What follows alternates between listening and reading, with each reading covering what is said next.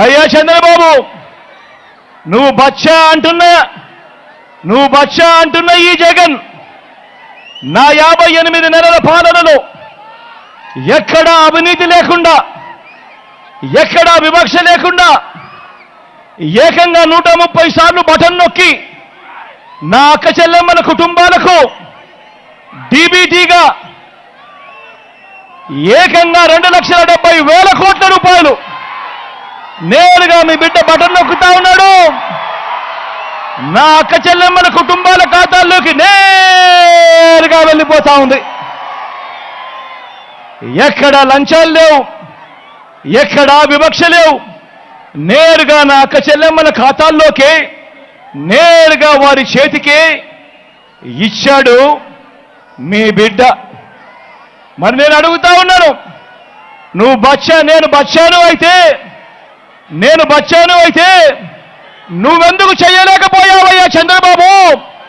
నువ్వెందుకు ఇన్ని బటన్లు నొక్కలేకపోయావు చంద్రబాబు అని అడుగుతా ఉన్నాను. ఈరోజు మీ అందరి సమక్షంలో అడుగుతా ఉన్నాను.